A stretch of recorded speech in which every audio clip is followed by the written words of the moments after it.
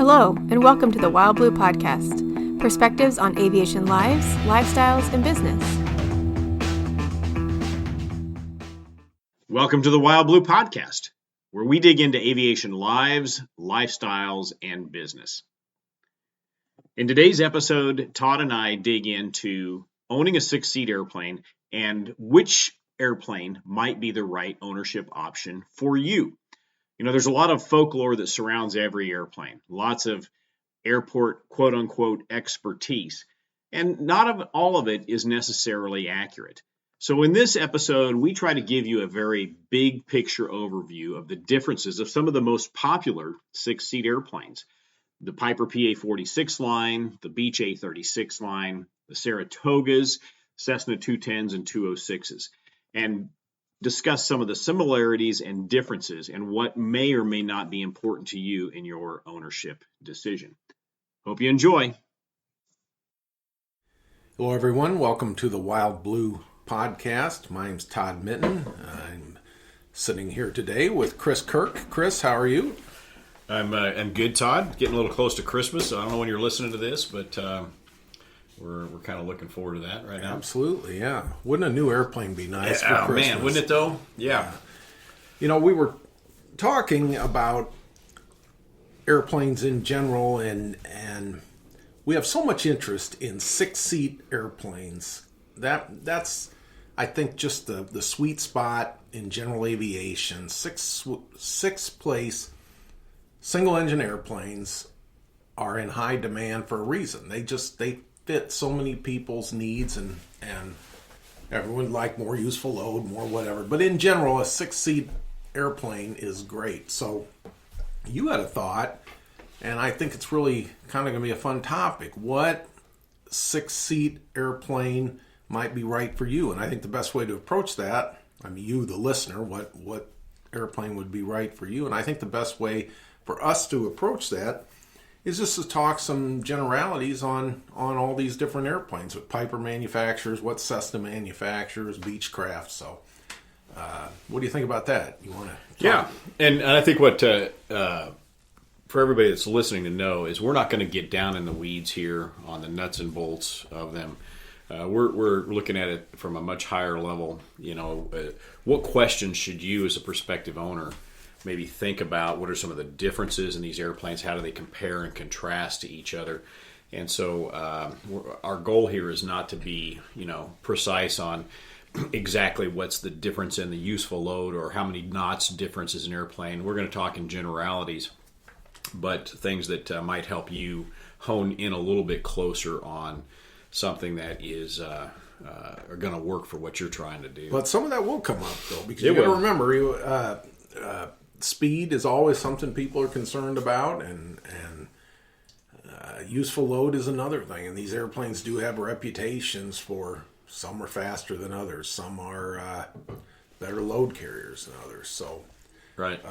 Why don't we start with Pipers, because Piper offers multiple choices. I'm not talking about necessarily what they manufacture today, but what they've manufactured over the years. Because obviously we deal in used aircraft, and so that's what we're talking. We can go back to the 1960s all the way up to present day, in terms of these airplanes. So starting with the PA-32 line, let's talk about the advantages and disadvantages, and maybe then compare that to the PA-46s and so on. Okay, so we're talking about the Cherokee 6s, the 260 horsepower and the 300 horsepower, through the Lance and then the Saratoga, both fixed gear and retractable. And so these airplanes started off in the early 60s and they ended 2008, if memory serves me right. And so they had quite a long life, but they're still extremely popular. I don't know why we don't have about 1,000 more six fixed gear Cherokee 6s out there, because that was such a great airplane right from the start. I mean, and in today's insurance environment with the fixed gear, I think it's cheaper to insure. So if you don't, for some reason you don't know, the Cherokee 6 is a fixed gear PA-32. And of course then there was a fixed gear Saratoga that came along later. But What do you think about that fixed gear scenario? Well, like you said, it's a little cheaper to operate when it comes to insurance and maintenance. And they've got a tremendous useful load. I mean, you'll see some of these things up there with 15. I think some of them get close to 1,600 pounds of useful load. And that's huge. They're probably going to be a little Spartan on their outfitting, between the interior and avionics. And they're slow. There's just no two ways about it. You're looking at 130, 135 knot airplane. You're going to be burning a lot of gas, probably 16 to 18 gallons an hour, maybe not quite that much to do that 130 knots. But I would argue that if your mission, your typical mission, is not a long flight, under 200 nautical miles, let's say we're in the Kansas City area. A lot of people go to the Lake of the Ozarks every weekend, and that's not a very 125 nautical mile flight, something like maybe. That. You want to load up several things that you need to take to the lake, or you just have your family, your kids want to bring their friend or something like that. That's so right in the Cherokee 6 sweet spot to me. Yep, it is. You can throw just about anything in those airplanes. There's an ad from years ago that showed them. I don't know if it was a Lance or what it was, but they were showing they took those back doors off and were putting a piano back there. Do you remember that ad? Yeah. And so I'm not sure how legal that was, but yeah, it's a load hauling plane. So if you're looking for that kind of thing, you got 6 people that you're taking, or 5 people that you're taking regularly, or 4 people in just a bunch of crap. What a great airplane for a small business to throw some tools in the back. Yes. A couple engineers, a couple guys that need to get to a job site. But the drawback is the further you go, the longer it's taking. Yeah. So maybe you want a little more speed, and now you start thinking about the Lance and then the Saratoga. I know that's right, and you are as familiar as anyone with particularly the Saratogas. But starting with the Lance is what's your thoughts on a PA-32 Lance? The Lance is again the sweet spot on the retractable end of things. That's where it became a retractable airplane. It's got basically the same wing and same fuselage. It's got the shorter Hershey bar wing, and they've got a huge useful load. I think the Lance is probably one of the better airplanes out there because of what it offers. It's not as fast as a Saratoga, but not that much slower. It certainly has a better useful load. But they're going to be a little older because they were only built for 3 years. So there's not a lot of. There were quite a few of them built, but the longevity of the line wasn't that great because that's when they transitioned to the Saratoga. It was right at the time when the general aviation market was really peaking, I think. Yeah. And Cessna and Piper and Beechcraft were all building hundreds of airplanes. So, but I guess I sort of didn't realize it was only 3 years at Lance. I think it was 3 years. I want to say it was 76 through 79, maybe. Yeah, maybe 4 years. Somewhere in there. Yeah, there weren't very many years built. Just it's because we don't see a lot of them for sale, do we? At least we don't. And here's one of the things that you have to wrap your head around if you're looking at a 6 or you're looking at a Lance, and it has as much to do with the age of those airplanes as anything. And that is, there's going to be probably some damage history on those airplanes. Mm-hmm. A lot of them have been used a lot. They have been they're great airplane. If they've been maintained, they're going to last a long time. But it's very difficult to find one that has not had some form of damage history. And a lot of those Lances end up in the freight business too. So yes, they were used hard, and that might have ate up some airframes. Yep. And you've got the Turbo Lance, and you've got the T-tail Lance, Lance 2. What's your thought? Would you buy a T-tail Lance? I think so. I think most of the problem is that these airplanes get a bad reputation. It's because of the people that are flying them. It's not necessarily because of the airplane. I mean, it's got its limitations, but I think the T-tail, I think it's a good-looking airplane. Mm-hmm, it is. It's a little hard to pre-flight the tail, which isn't my favorite thing. But, you got to go into it with good training and knowing what you're getting into. I know there's a T-tail Turbo Lance that operates out of the local airport here where I keep my airplane, and that pilot, he takes it all regularly out to western Kansas, flies it a lot, and you'll see it coming in even at night and stuff. It's kind of I just think that's a guy that's really using his airplane for for the purpose he needs. I mean, it's a business related thing. But so then they transitioned to the Saratoga, and the Saratoga's been through several iterations. Why don't you speak to that a little? Yeah, so you got the SPs that came out in the around 1980, and then you've got the Saratoga 2s, which came out in 94.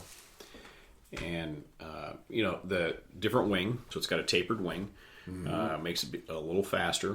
One of the nice things when you're looking at these things is that so when they went to the Saratoga, the designation became a 301. So for example, a Lance was a PA32R 300. The Cherokee 6 was a PA32, either a 300 or a 260, depending on which engine. Right. But the Saratogas became a PA32R 301, and it was a 301T if it's a turbocharge. But the point being is the 301s are not subject to that wing spar AD. It's a different wing.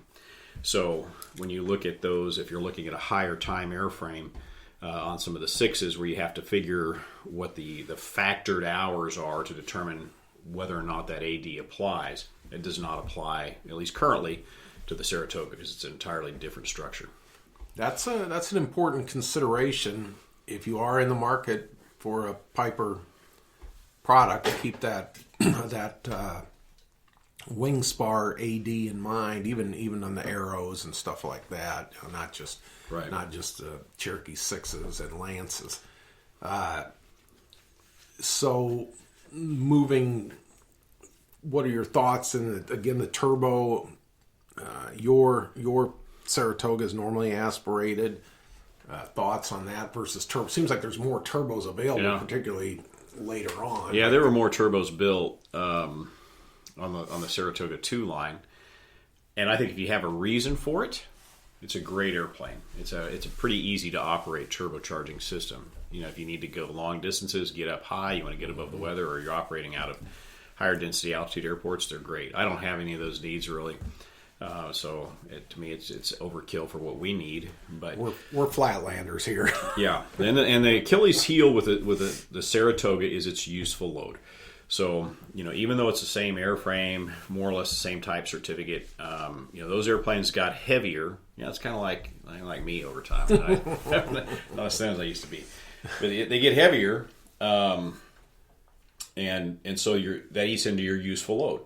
Because it's got a taxi weight, a gross weight of 3,615 pounds, a maximum takeoff weight of 3,600 pounds. But now, like my airplane's got like an 1,100 and I'm trying to remember 65 or 70 pound useful load. And so, we can carry 5 people if they're not great big people. I took everybody up last night. In fact, there was 5 of us to go look at Christmas lights.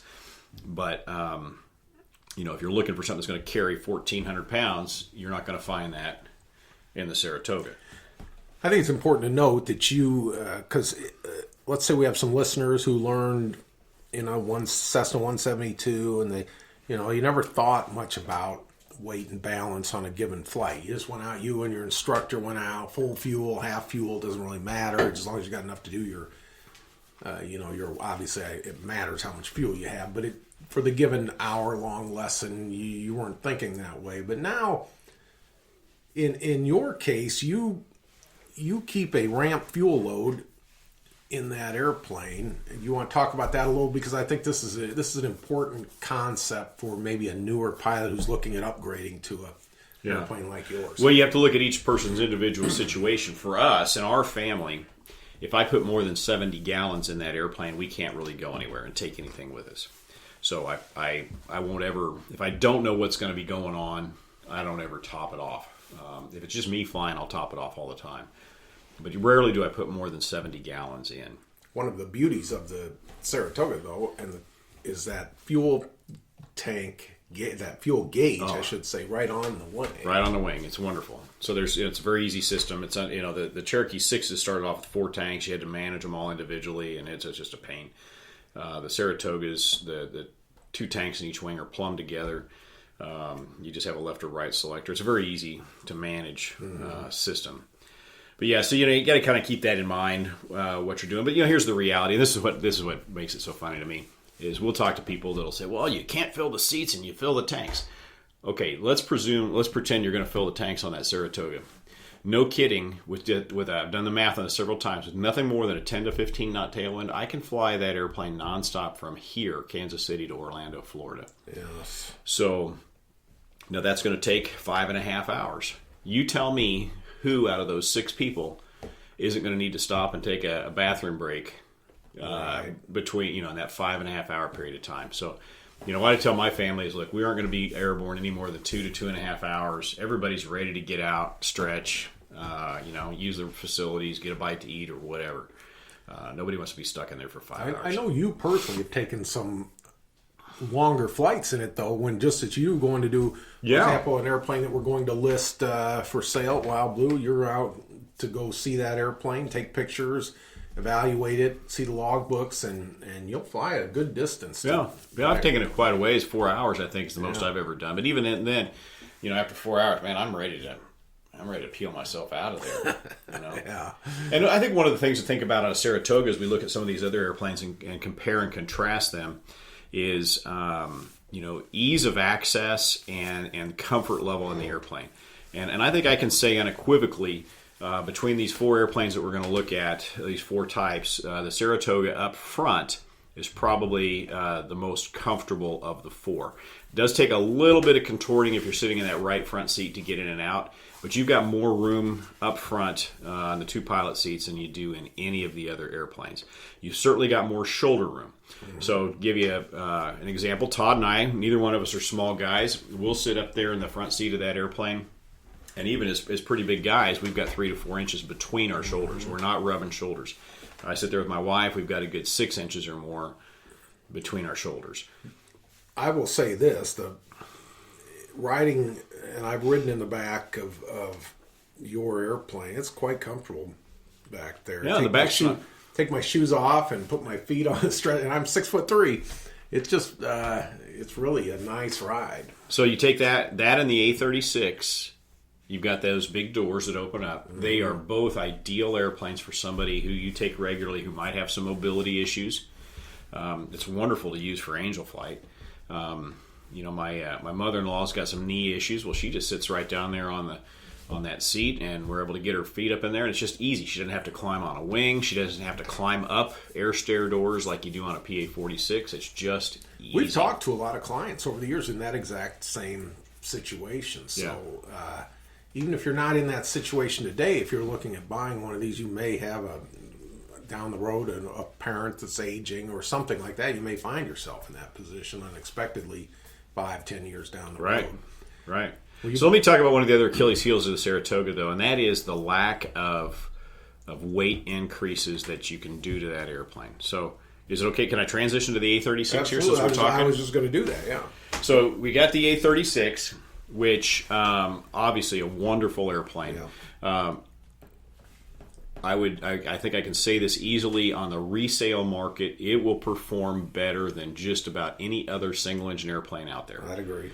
And so it's got the opportunity to have a lot of weight or gross weight increases. So you can bolster your useful load by the addition of tip tanks or doing turbo normalizing. So you've got those options that you don't have on a Saratoga. Right. You can get that airplane up to 4,000 pounds, and you can have 1,400 pound useful load in an A36. It's there's some on a pure flying. I know you're pretty partial to your Saratoga. On a pure just flying sense, I mean, joy of flying an airplane. It's hard to beat a Bonanza. Oh, I agree. In terms of just the, if you like flying, Bonanza pilots will happily talk about how nice their airplane flies, and rightly so.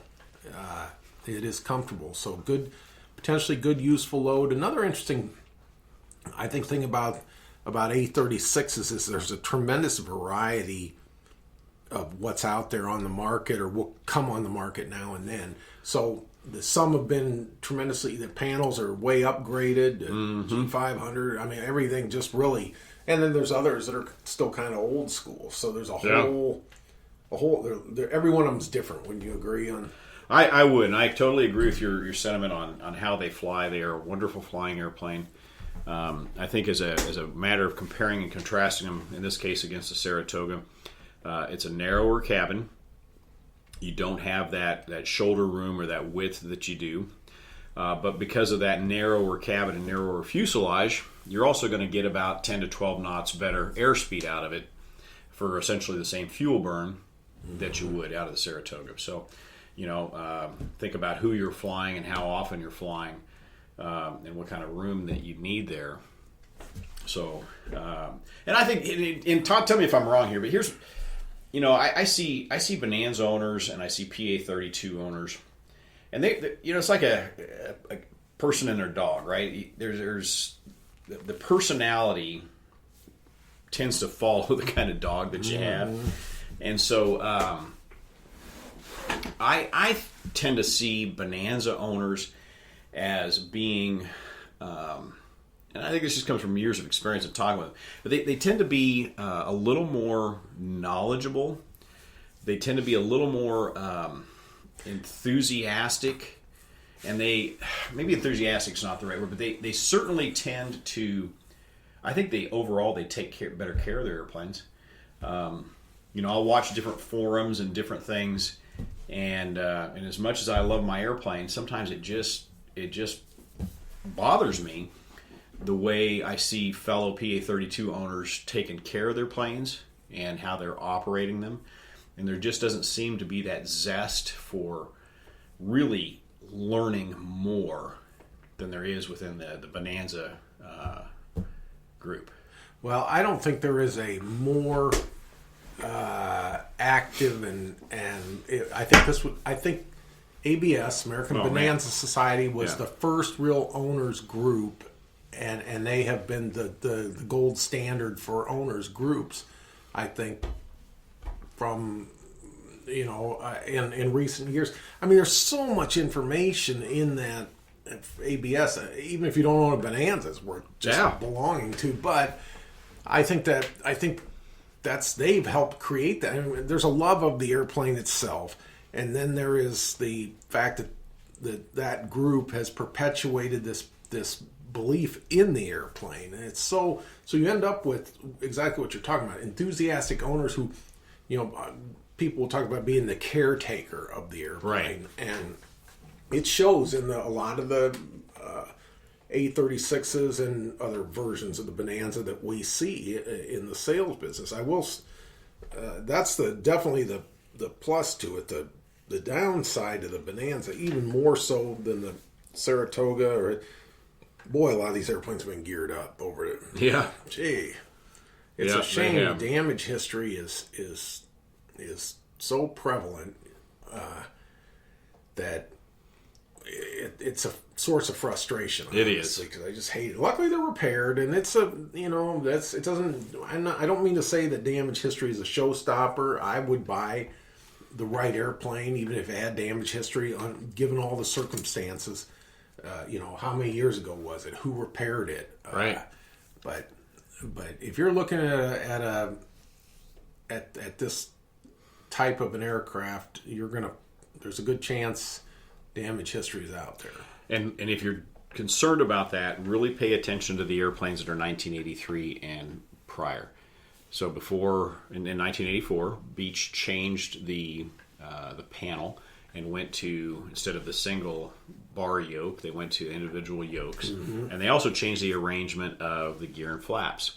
So on the in 1983 and before, the gear and the flap handles were reverse that of a lot of other airplanes, which contributed to some of that gear up stuff. Mm-hmm. Not to mention, there's guys out there that, and this happens on any airplane, but they get anxious and they start moving things when they're still on the runway and before they have the chance to really verify what they're doing. Absolutely. But take a look at that if you're looking at a 1983 or older, because I think the odds are, I haven't seen I'm sure ABS has got it, but the odds are that those are the number of them proportionally has been much higher.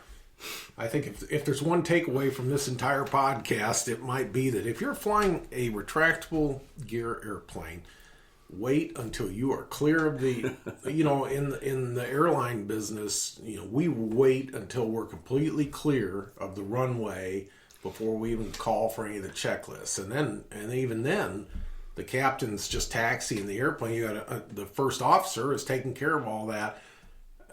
You translate to the general aviation world where guys, you're doing it all as a pilot, and some guys are trying to impress someone that they're flying with, and their hands are moving everywhere real quickly, and that's how the gear gets collapsed on some of these now and then. Yep. So.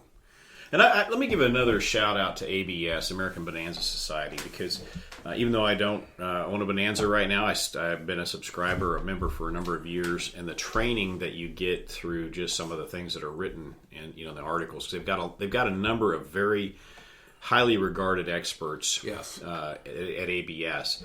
And one thing I think ABS has done a good job fostering is that mindset of they have experts, people that are, and they go to those people in search of that. I don't think any of the other owners organizations really have, at least in terms of what we're talking about today, have really cultivated that to the degree that ABS has.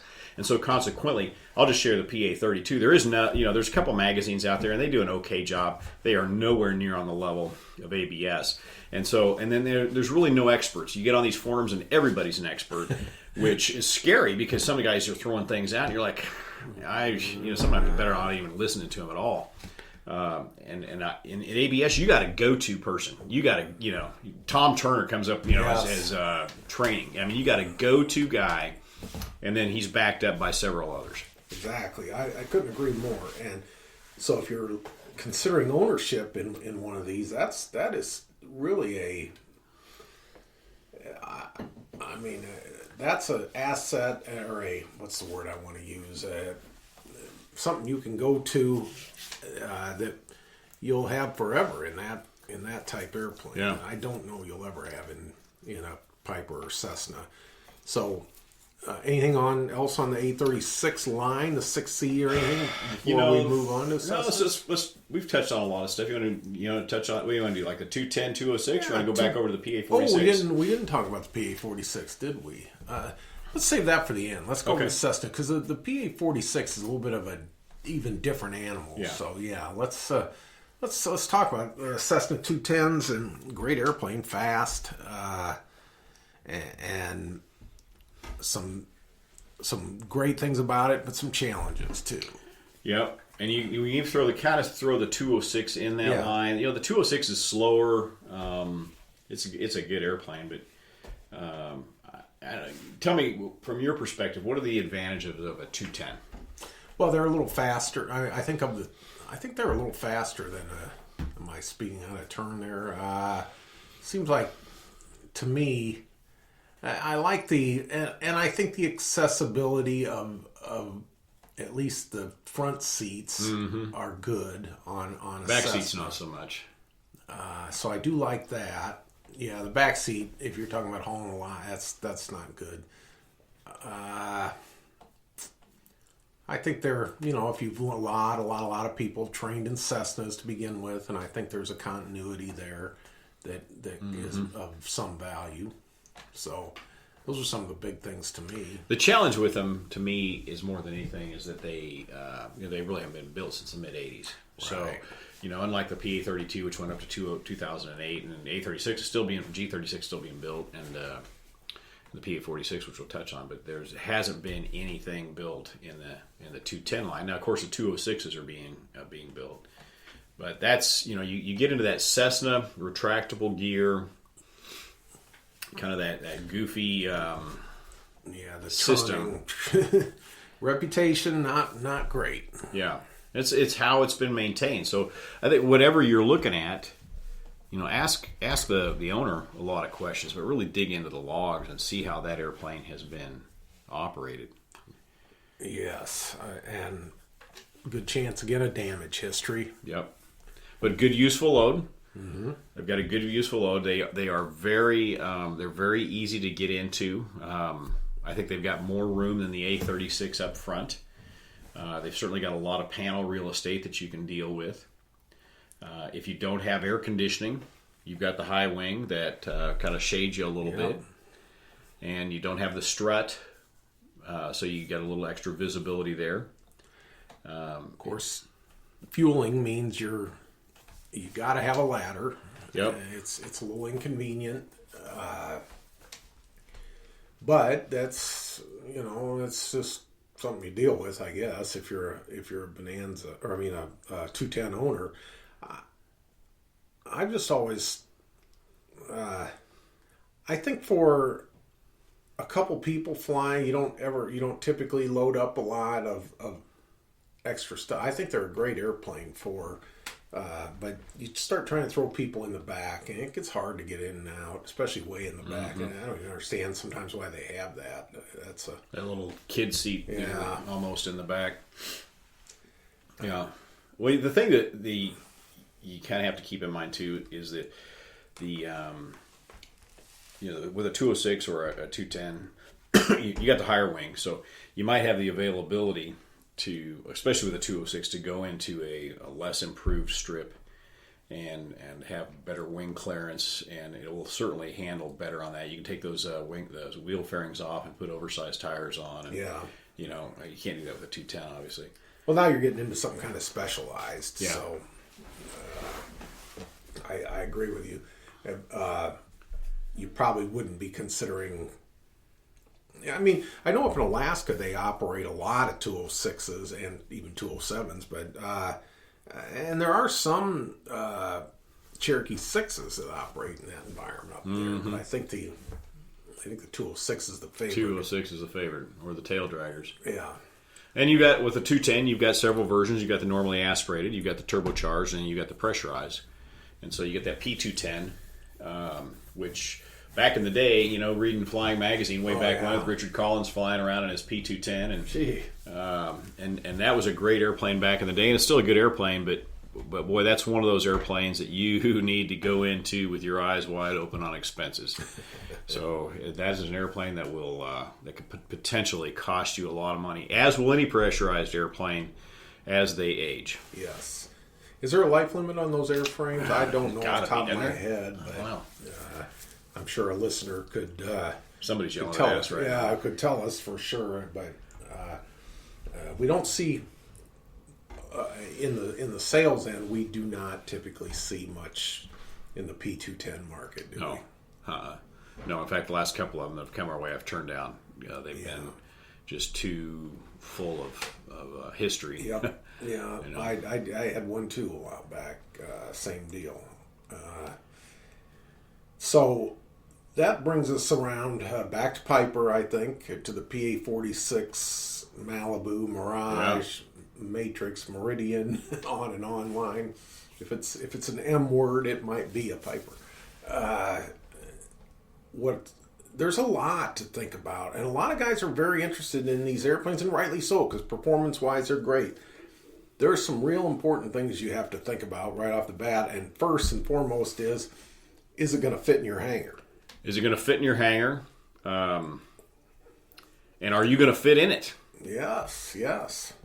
The question I ask everybody from the get-go is, I just get real personal with them. How tall are you and how much do you weigh? Mm-hmm. Because that airplane, for me, and I was just out flying with Ed the other day, and just reminded me, I'm 6'1", sitting in that seat, and my head is rubbing up against the top of the, and I've got the seat all the way down. It's rubbing up against the headliner. Got my headset on, and I'm almost doing the Mooney tilt with my head there. And I tell people, if you're taller than 6'1", you need to make sure you're going to be comfortable in that airplane before you do anything else.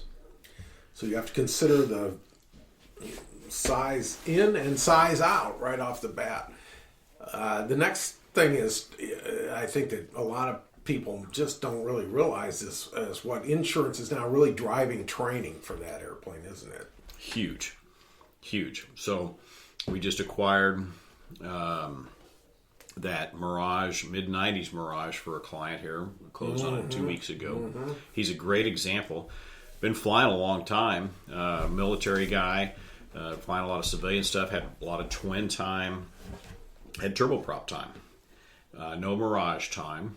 And I want to say that his first year insurance premium came out to $14,000. Wow.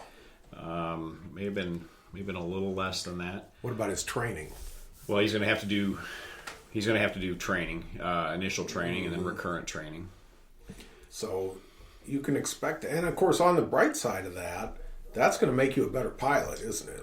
Because a lot of guys in general aviation up to that point haven't really gone through formal training on a given aircraft. They've gone through obviously training for their licenses and ratings, but as far as a formal kind of focused course, I think you would ultimately feel like you know the airplane better than you knew perhaps past airplanes that you were flying. So that's a definite benefit. Yeah. And can I make a plea to our listeners here?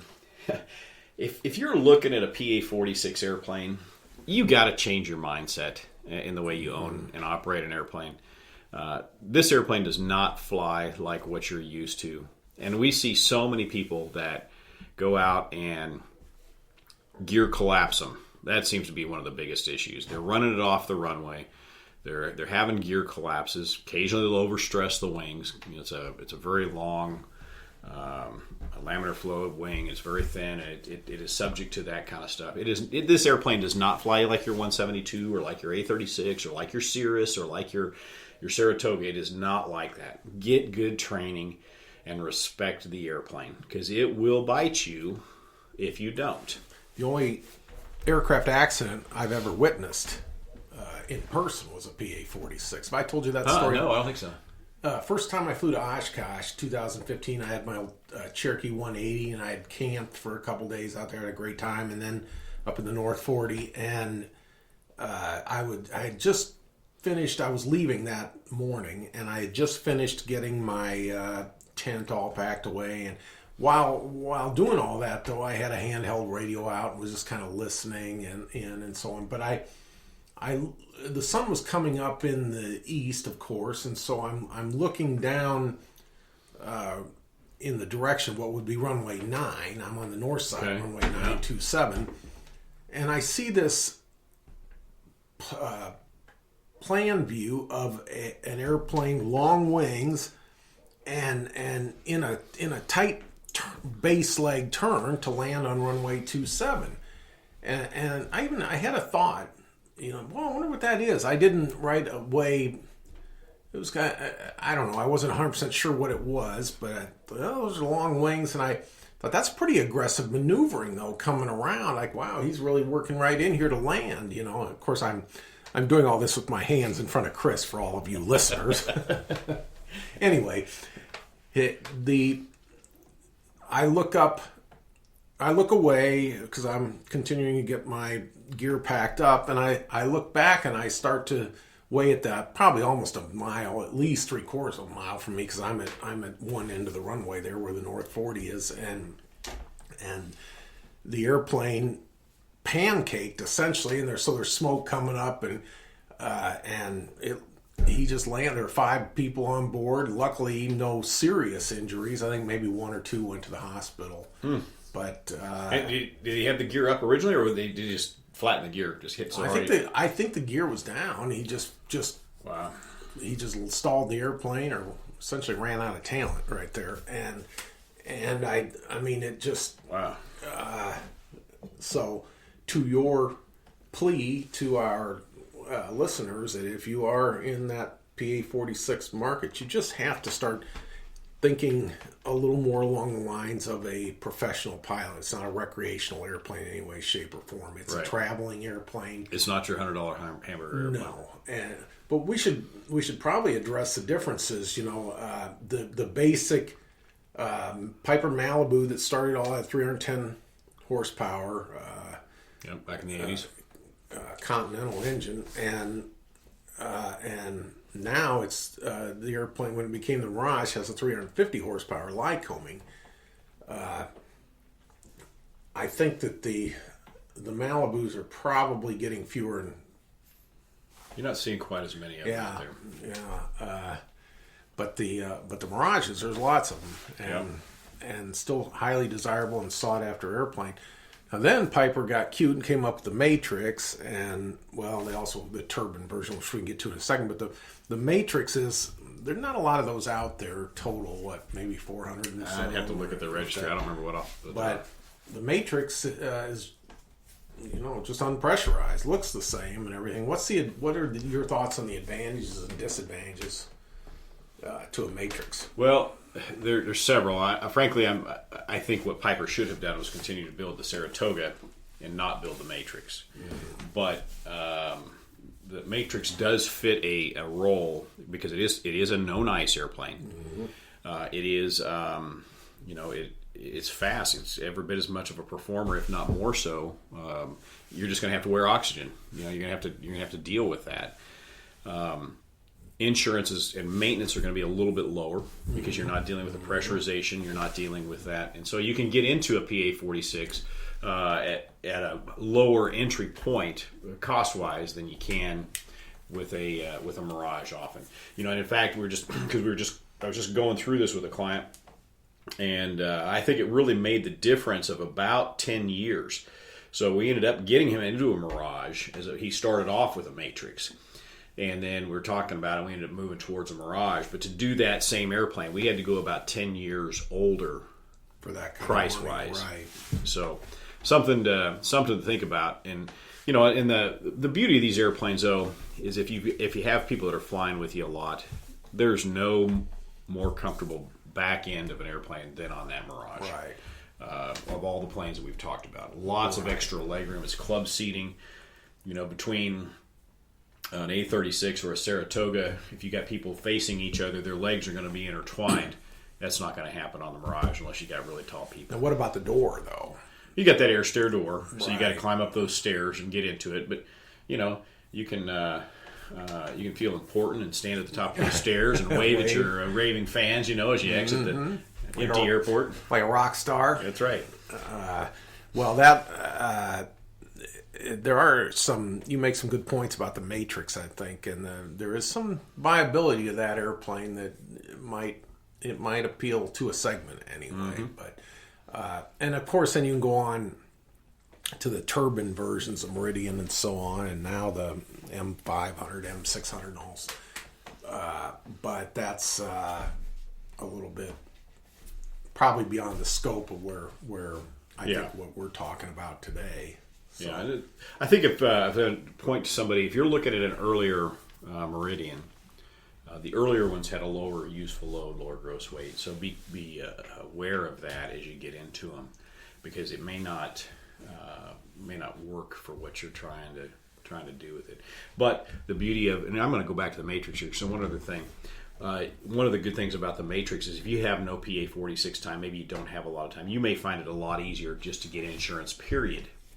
Not whether or not the cost is, whether or not you can get it at all, going into a Matrix, building up some time, and then moving on to the pressurized version. So, and there's a lot of room for move up in those airplanes. We see a lot of people coming from a lot of other airframes going to those airplanes. I mean, there's a reason.